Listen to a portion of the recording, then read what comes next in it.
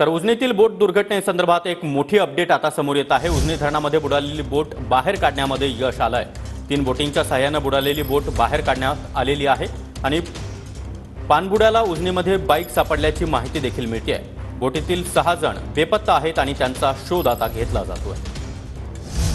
तर उजनीतील बोट दुर्घटना प्रकरणी 6 जण अद्यापही बेपत्ता आहेत। बोट दुर्घटनेनंतर पहिल्या प्रत्यक्षदर्शीनं ही आपबीती सांगितली आहे। चंद्रकांत लोखंडे यांनी बोट दुर्घटनेमधील एकाला पाण्यातून बाहेर काढलं।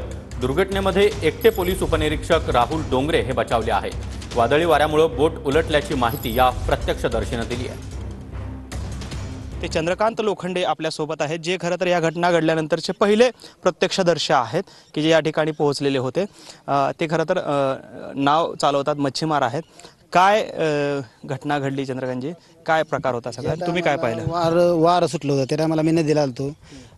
ते नदीला आल्यानंतर मी माझ्या नावाकडे मी सारखं येत असतो वारं सुटल्यावर। ज्यानं ती नावाचं नावगत भरलेली होती, त्यानं मी माझ्या नावात 2 ड्रम पाण्याने काढली। ज्या टायमाला वाड्याकडे बघितलं त्या टायमाला मला ती पोहत आलेलं दोघं दिसलं, म्हणजे खालीवर पाय करत होतं। तेव्हा खालीवर पाय करत होतं त्या टायमाला मी म्हणलं याला कोणतरी माशावाला आपलं कोणतरी दिसतंय म्हणलं।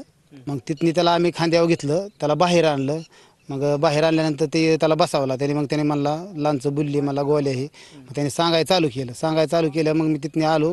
जसं की ते वाचले किंवा तुम्ही त्यांना काढलं बाहेर, काठावर जे आलेले होते जे पोलीस अधिकारी आहेत, त्यांनी काय सांगितलं की किती लोक नावेमध्ये? मला 5-6 जण आत आहेत म्हणलं। ते मला 5 जण, 2 नवरा बायको, 2 बारकी लेकरं आणि 2 पोर आहेत म्हणलं।